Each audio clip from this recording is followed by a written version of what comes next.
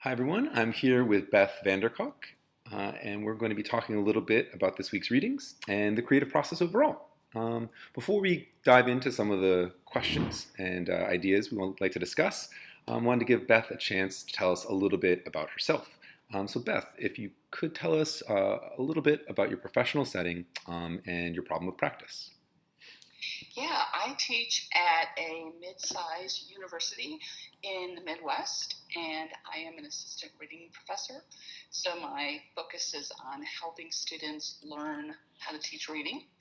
And my pop is generated from that position in that most of my students come from a white middle-class background, and yet they teach in real very diverse schools.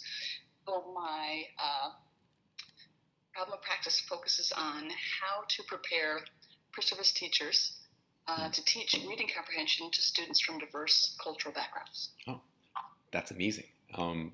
My professional setting is actually a school that focuses entirely on recently arrived immigrant students.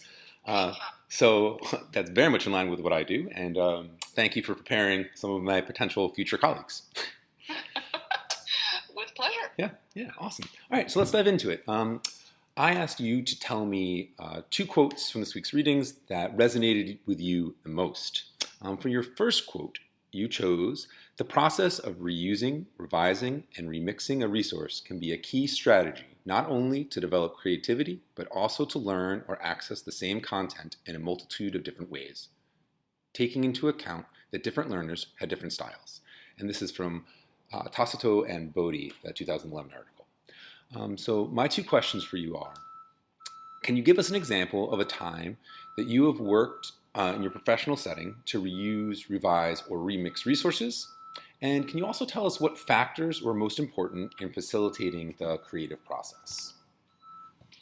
Well, I'm going to give two examples, one Great. from my very first year of teaching and one from my current year of teaching. So in my very first year of teaching, there was a really thin budget, and I was given a quote-unquote collection of textbooks from different publishers with an abundance of text at some levels and very few at others. So I was supposed to teach reading, and I had this mix match of books, and there was no teacher manual. So from the very beginning of my career, I needed to revise and remix resources. And in this case, necessity prompted the creative process. I am very thankful that I had a solid reading instruction training in my undergraduate program, and I also collaborated with two professors. So we creatively generated ideas on how to use those books, but also to come up with ideas of how to find other texts. And currently, I'm revising several reading instruction techniques in my intervention.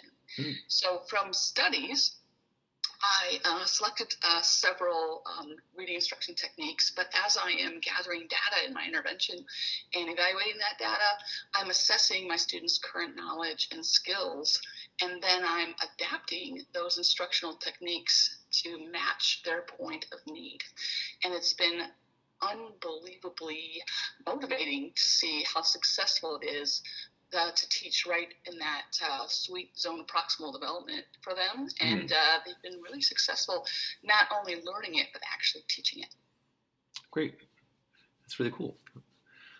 For your second quote, you selected, "The clubhouse approach puts a high priority on developing a culture of respect and trust that values not only make the clubhouse an inviting place to spend time, but they are essential for enabling clubhouse youth to try out new ideas, take risks, follow their interests, and develop fluency with technology." Before you answer my questions, can you just give us a quick framing for the clubhouse within this quote, in case people don't remember this exact quote here? Yes, this was a community program where they opened it up for students to learn technology, and they had some real unique tenets. And one of their tenets in their program was that this was going to be a program that was a place of trust and a place of respect. And I think that I found real intriguing is the authors claimed that many other programs and even education settings have looked at their tenets and said those tenets that you use for your community program would be really powerful for educational settings and other club settings. Yeah, that makes a lot of sense. Working with that immigrant population, I encounter a lot of traumatized humans. And I work very closely with my colleagues as well. So I very much agree that trust and respect are core components in a healthy learning environment, that's for sure. So my two questions are, how do you and your colleagues work to establish and develop trust and respect in your professional setting? And how do you think trust influences a person's capacity to be creative? Yeah, so I'm going to be a little transparent in my answer. Sure. I would have said a year ago that there's a tremendous amount of trust in my team that I work with, and I actually think there is, but there was less than I thought there were. So last summer I took the Turnaround Leadership course at Johns Hopkins, and I had this assignment where I needed to create an empathy map on one of my colleagues, and so I was forced, quote unquote forced, to actually sit down and spend time with a new colleague and listen carefully and observe what she said and thought and believed about teaching in our department.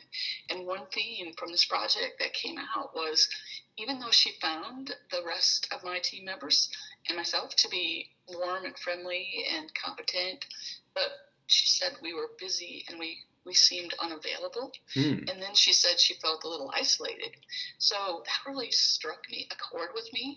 And so I had a long conversation with my chairman, and we've done some changes in our department to have some more collaborative projects, and also to have, as part of our staff meetings, some routines to build trust. And so and myself too, I've been really intentional to try to spend time with people, just to stop by people's doors and initiate conversation about their professional and private lives. And that's really had to pay out, but it's so challenging because there's so many demands, being in this program. Yeah. But I just was so convicted. I kept thinking, yeah. And another part of being in this program is I read an article by Brick, it was 2016, and he said from his experience, particularly with schools that had to make changes or wanted to do creative things, that trust was a balm to really motivate people, but also it was kind of this a balm to keep going. It kept people open to change, but also maintaining the change. Yeah. And I thought, wow, that's just something I feel like is so worthwhile investing in. And for the second part of your question, I would say that personally, I find when I'm in an environment where I feel there's a lot of trust, I'm much more apt to risk and experiment. And also when I'm in a safe setting, working with people who inspire me and support me, that motivates me to pursue excellence, and it energizes me to think divergently. Yeah, that's a good point. Yeah, I really like how you describe trust as something that you can't take for granted and that you have to actively cultivate, and that can come in the form of workshops or active activities, strategically designed activities. It could also just be as simple as like grabbing a cup of coffee or checking in on someone too. Yeah, it's a really good way of putting it. Beth, thank you so much for your time. Really appreciate your perspective on our readings for this week. Looking forward to working with you again in session 6. Thank you.